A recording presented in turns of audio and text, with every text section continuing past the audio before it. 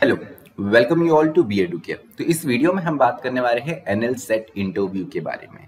3 year LLB के लिए अगर आपको एनएलयू से 3 ईयर एलएलबी करना है तो ये सिर्फ इंडिया में एक ही एनएलयू एनएलएसआईयू बेंगलुरु ऑफर करता है। इंडिया का टॉप मोस्ट लीगल इंस्टीट्यूट है एनएलएसआईयू बेंगलुरु। तो एनएलएसआईयू बेंगलुरु को अगर आपको 3 ईयर एलएलबी करना है तो इसके लिए एग्जाम होती है एक, जिसका नाम है एनएल सेट।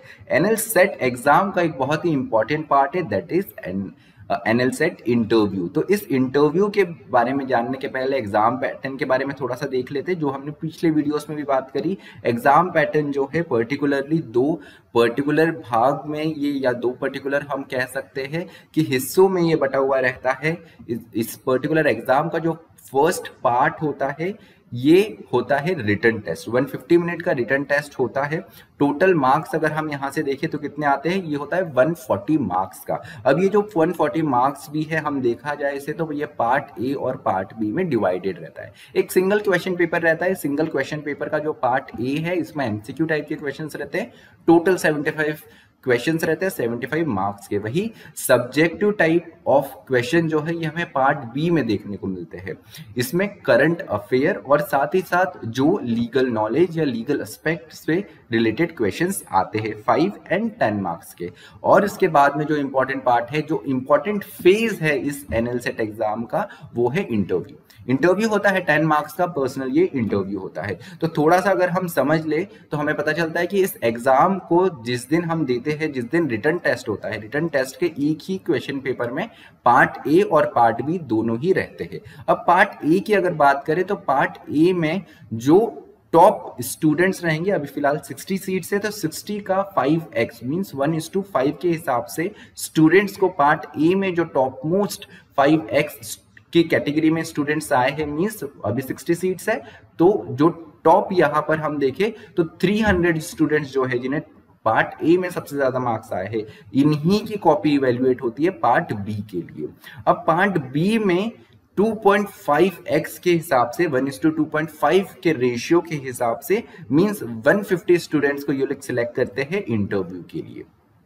तो यहाँ पर आप एक ही क्वेश्चन पेपर देते हैं लेकिन सबका वो क्वेश्चन पेपर पूरा का पूरा part A part B evaluate नहीं होता है। ठीक है, तो इसके बारे में हमने बात करी है, आपको इससे related detail video already uploaded है। उसके बाद में अगर हम बात करें मेरिट लिस्ट की, तो मेरिट लिस्ट में अगर देखा जाए तो स्कोर ऑफ पार्ट बी का जो स्कोर है, साथ ही साथ इंटरव्यू जो है, इन दोनों मार्क्स के एडिशन के बेसिस पे आपकी बनती है मेरिट लिस्ट। अब इंटरव्यू की बात कर लेते हैं। इंटरव्यू को अगर हम देखें तो इंटरव्यू कुछ पैरामीटर्स पर बेस्ड है। किन पैरामीटर्स पे आपका असेसमेंट होता है इंटरव्यू में, उनके बारे में जान लेते हैं। इसके अलावा एग्जाम पैटर्न में रिटन टेस्ट के बारे में भी हमने एक डिटेल्ड वीडियो बनाया है। आपसे रिक्वेस्ट है, अगर आप इसके बारे में और जानना चाहते हैं तो आप इस वीडियो में जाके देख सकते हैं, जान सकते हैं। सो पैरामीटर ऑफ असेसमेंट क्या रहता है इंटरव्यू में, ये समझ लेते हैं। सबसे पहले देखी जाती है आपकी आर्टिकुलेशन स्किल्स।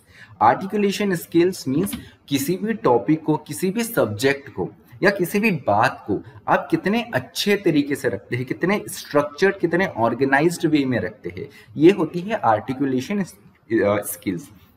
जैसे आपने कुछ ओरेटर्स को देखा होगा या इवन कुछ पॉलिटिशियंस को भी देखा होगा, तो वो जिस तरीके से स्पीच डिलीवर करती है अपने आप में किसी के लिए भी वो समझना बहुत इजी रहता है। वो बहुत स्ट्रक्चर्ड रहती है, उनका बोलने का तरीका अपने आप में बहुत ऑर्गेनाइज्ड रहता है, सही जगह पे उनका पॉज होता है, सही उनका प्रोनाउंसिएशन होता है, किस तरीके को वो एग्जाम्पल्स देते हैं, ये सभी चीजें आर्टिकुलेशन स्किल का पार्ट है। तो ये सबसे पहला पैरामीटर है जो कि इंटरव्यू में आपका देखा जाएगा। Second thing is original thinking. Original thinking means कोई भी कंटेम्प्रेरी अगर इशू चल रहा है या कोई भी रिसेंट इशू चल रहा है तो उसके बेसिस पे आपको क्वेश्चंस पूछ सकते हैं और उसके बेसिस पे आप किस तरीके से ओपिनियन फॉर्म करते हैं। ठीक है, इससे पता चलता है आपकी कितनी ओरिजिनल थिंकिंग है। जैसे एक पर्टिकुलर इशू चल रहा है, जैसे हिजाब इशू की अगर मैं बात करूं, हिजाब इशू पे पूरा सुप्रीम कोर्ट का भी एक जजमेंट अपने आप में यहाँ पर आ गया है, कर्नाटक हाई कोर्ट का अपने आप में एक व्यू पॉइंट था। तो यहाँ पर अगर हम देखें तो इसके अलावा बहुत सारे लोगों की बहुत सारी बातें थी। एक हमको मीडिया नरेटिव भी देखने को मिला, एक पॉलिटिशियंस की तरफ से नरेटिव देखने को मिला, अपोजिशन की तरफ से एक नरेटिव देखने को मिला, लेकिन इस सब में में आपकी क्या ओपिनियन है, किस तरीके से आप किसी एक पर्टिकुलर इशू या किसी पर्टिकुलर प्रॉब्लम के बारे में सोचते हैं, इस बेसिस पर भी आपको यहाँ पर इंटरव्यू में असेस किया जाएगा। तो किसी भी टॉपिक हो, कोई भी सब्जेक्ट हो, तो जो रिसेंट टॉपिक्स या सब्जेक्ट है उनके बेसिस पे, उनके ऊपर आपका कुछ ना कुछ ओपिनियन जरूर रहना चाहिए। और ये कैसे अच्छा हो सकता है, जब आप न्यूज़पेपर में एडिटोरियल्स पढ़ते हो, या इफ आई से कि राज्यसभा या लोकसभा या डीडी न्यूज या रेडियो पे जब कुछ डिस्कशंस होते हैं, ठीक है, तो इसमें बहुत सारी टेक्निकल चीजें भी पता चलती है। इन सारी चीजों को सोचने के बाद में या आर्टिकल्स एडिटोरियल्स पढ़ने के बाद में आपकी ओपिनियन खुद भी अपने आप में बनना स्टार्ट होती है। तो ओरिजिनल थिंकिंग को अगर इम्प्रूव करना है तो ऑब्वियसली हमको आर्टिकल्स, न्यूज़पेपर्स या इफ आई से कि मैगजीन्स जो होती है, ठीक है, जो एग्जाम के पॉइंट ऑफ व्यू से इंपॉर्टेंट है, वो आपको पढ़नी चाहिए। उसके बाद में आपकी रीजनिंग एबिलिटी क्या है। अब अगर रीजनिंग एबिलिटी की बात करें तो किसी भी लॉ स्टूडेंट के लिए, इवन लॉयर के लिए बहुत ज्यादा इंपॉर्टेंट होता है। किस तरीके से, अगर आपके पास में कोई पर्टिकुलर लॉ है, उसके बाद में कोई एक पर्टिकुलर भी घटना होती है या कोई फैक्ट्स होते हैं, तो उन फैक्ट्स पे आप लॉ किस तरीके से लगा सकते हैं, ठीक है। तो ये एबिलिटी भी आपकी इंटरव्यू में चेक की जाएगी, क्योंकि लॉ करने के बाद में आप लॉयर बनने वाले हो। कोई भी इंसिडेंट होगा, आप उस इंसिडेंट पे कौन कौन से प्रोविजंस एप्लीकेबल होंगे, किस तरीके से होंगे, ठीक है, ये सारी चीज आपकी रीजनिंग एबिलिटी बताती है। तो रीजनिंग एबिलिटी जितनी अच्छी होती है जिस पर्सन की, वो उतना अच्छा लॉयरिंग भी उसकी, या वो उतना अच्छा एडवोकेट भी होता है, बिकॉज ही नो कि कौन से प्रोविजन में, कौन से इंसिडेंट्स में, कौन से फैक्ट्स में फिट कर सकता हो जो कि मेरे केस को सपोर्ट करेगा। तो दिस इज रीजनिंग एबिलिटी वाला पार्ट। उसके अलावा एक और इंपॉर्टेंट थिंग ये है कि अपने आप में एनएलयू इकलौता एनएलयू है जो कि 3 ईयर एलएलबी ऑफर करता है। तो अगर किसने ग्रेजुएशन स्टार्ट कर दिया, उसके बाद उसको रियलाइज हुआ कि अब लॉ करना है, तो लॉ करने के लिए इंडिया के टॉप मोस्ट इंस्टीट्यूट आपको ये अपॉर्चुनिटी दे रहा है। तो ऑब्वियसली यहाँ पर ये जरूर देखेंगे कि जो भी स्टूडेंट यहाँ से एलएलबी कर रहा है या करना चाहता है, वो लॉ को लेकर कितना सीरियस है। कल को ऐसा नहीं हो कि यहाँ से इंडिया के टॉप मोस्ट इंस्टीट्यूट में, जहाँ पे हजारों लोग कंपटीशन में लगे हुए हैं, वहां पर कोई ऐसा स्टूडेंट सेलेक्ट ना हो जाए जो कि सिर्फ बहुत कैजुअली लॉ को करना चाहता हो। तो लॉ को लेकर आपका कितना पैशन है। हो सकता है इस बार के इंटरव्यूज में जैसे कुछ क्वेश्चन भी पूछे गए थे कि आप अभी टेक्निकल फील्ड में हैं, या आप जॉब कर रहे हैं, या आपने इंजीनियरिंग करी है, now why are you thinking to pursue law.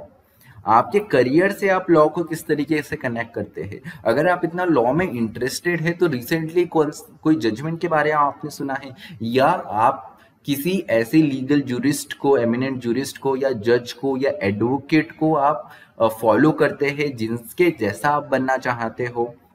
तो ऐसे सवाल भी आपके लिए जरूर होते हैं। तो अगर आप एनएल सेट देना चाहते हो, आप लॉ में सच में इंटरेस्टेड हो, तो जरूर लॉ के बारे में, लॉ की फील्ड में क्या चीजें चल रही है उसके बारे में आपको अवेयर होना जरूरी है। साथ ही साथ उन बड़े नामों के बारे में भी हमको पता होना चाहिए जो कि हमारी लीगल फ्रेटर्निटी में बहुत ज्यादा इंपॉर्टेंट है। उनका कैसा कॉन्ट्रीब्यूशन रहा है वो भी हमें पता होना चाहिए। उसके साथ में पब्लिक सर्विस से रिलेटेड भी आपको क्वेश्चन पूछ सकते हैं, बिकॉज अगर हम लॉ की बात करें तो लॉ में पर्टिकुलरली हम कोर्ट में जाते हैं, केस लड़ते हैं, सोसाइटी को सर्व करने वाला एक बहुत बड़ा फैक्टर होता है, ठीक है। तो बहुत लोग ऐसे भी एनएल सेट के एग्जाम लास्ट ईयर दी है जो कि यूपीएससी की तैयारी साथ में कर रहे हैं, ठीक है। सो दे आर लाइक कि यूपीएससी का अल्टरनेट हमारा लॉ है। अगर हम यूपीएससी के एग्जाम नहीं क्रैक कर पाते हैं, या अनफॉर्चुनेटली किसी कारण से नहीं बन पाते हैं, तो हम लॉयर बन के सोसाइटी को सर्व करना चाहते हैं। तो पब्लिक सर्विस के लिए आपका पैशन कितना है, ये भी इस इंटरव्यू में असेस किया जाएगा। उसके अलावा अगर हम बात करें तो एक बहुत इंपॉर्टेंट थिंग होती है कि मोड ऑफ एग्जामिनेशन क्या होगा। So last year first time NL set हुई है, तो एनएल सेट कोविड के भी कुछ रिस्ट्रिक्शंस थे, इसके चलते ये ऑनलाइन मोड में ही हुई है। इस साल शायद कोविड या ऐसा कोई सिनेरियो नहीं है, तो हो सकता है ऑफलाइन मोड में भी हो सकता है। और एक से ज्यादा एक और बहुत इंपॉर्टेंट क्वेश्चन है जो कि बहुत लोगों के दिमाग में भी आया होगा कि इंटरव्यूअर कौन होंगे, पैनल क्या होगा इस इंटरव्यू के लिए, कौन रहेगा पैनल्स में। तो इस बार अगर हम बात करें तो इस बार के इंटरव्यू में खासकर जो एनएलएसआईयू के वीसी या सीनियर प्रोफेसर या जो प्रोफेसर्स थे, ये थे पैनल पे। पैनल 2 लोगों का, 3 लोगों का पैनल, या 2 या इनसे ज्यादा लोगों का पैनल था। उसके अलावा एमिनेंट जूरिस्ट भी हो सकते हैं। एमिनेंट जूरिस्ट मीन्स जो लॉ में एक्सपर्ट हो, जैसे जो लोग साइंस में एक्सपर्ट है, हम उन्हें साइंटिस्ट कहते हैं, जिनकी साइंस में बहुत डेप्थ रिसर्च हो या कोई कंट्रीब्यूशन हो।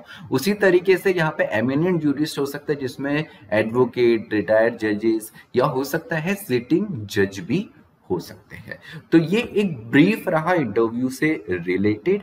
आप मैं कोशिश करता हूँ कि मेजॉरिटी ऑफ थिंग्स इसमें कवर हुई हो। अगर इसके अलावा भी आपका कोई क्वेश्चन हो तो आप कमेंट बॉक्स में जरूर पोस्ट कर सकते हो।